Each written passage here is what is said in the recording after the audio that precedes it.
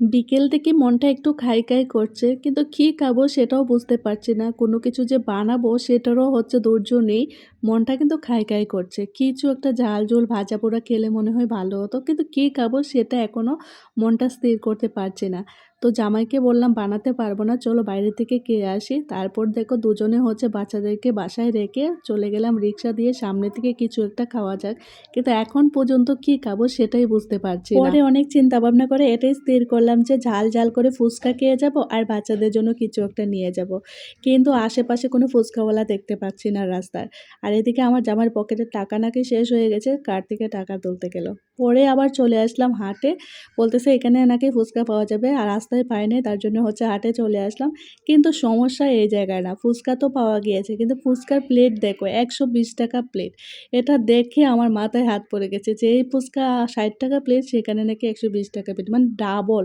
এই দেখো ৳১২০ প্লেট ফুচকা এখানে খেতে হবে। তো কিছু করার নাই, কারণ হচ্ছে রাস্তার কাছে আমি ফুচকা পাই নাই। তো এখান থেকেই খেতে হবে। তো এখানে দই ফুচকা আর হচ্ছে নরমাল নাকামরিচের ফুচকাও হচ্ছে ৳১২০ প্লেটে। তো আমি আবার ভাবলাম যে এক প্লেটে যদি ২ রকমের ফুচকা অর্ডার দেওয়া হয় কেমন হয়? যেমন নাগামরিচ আর দই ফুচকা একসাথে। তো বলল, "ঠিক আছে, কোনো সমস্যা নাই।" তো আমি ২ রকমের ফুচকা অর্ডার দিয়ে দিয়েছি এক প্লেটে। ১ম এ হচ্ছে নাগামরিচের ফুচকাটা খাবো, ঝাল, ঝাল লাগবে। তারপরে হচ্ছে দই ফুচকাকে একদম ঠান্ডা করে নেব। এদিকে বাচ্চাদের জন্য অর্ডার দিয়েছি হচ্ছে নাচোস আর হচ্ছে চিকেন বল।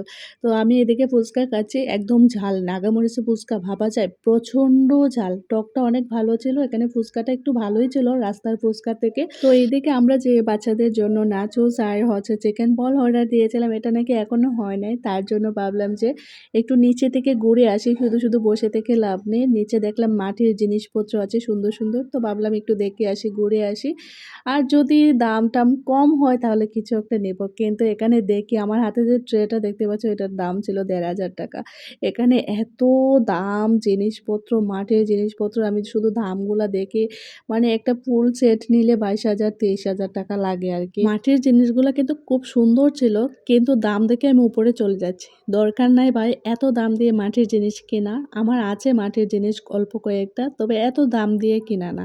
তো যাই হোক, এখন বাসায় ফিরে যাচ্ছি। বাচ্চাদের জন্য খাবারটাও রেডি হয়ে গেছিল। তার জন্য চলে যাচ্ছি। কারণ বাইরে এসে দেখি আবার হচ্ছে একটু বৃষ্টি আসবে মনে হচ্ছে। একটু বাতাস আছে, ভালো লাগছে। তো এই তো চলে আসলাম। বাসায় এসে তাড়াতাড়ি করে খাবারগুলা প্যাকেট থেকে বের করে নিচ্ছিলাম। কারণ গরম, গরম বাচ্চাদেরকে দিয়ে দেব। আর আমি অনেক সময় বাইরে ছিলাম, ভাবছিলাম আমার ছেলে মনে হয় কান্না করবে। কিন্তু কান্না করে নাই।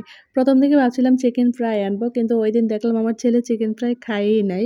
তার জন্য চিকেন বল নিয়ে আসলাম। আর নাচোসটা আনছি মূলত ঐদিন নাচোসটা ওরা অনেক পছন্দ করেছিল। আমাদেরও ভালো লাগছে।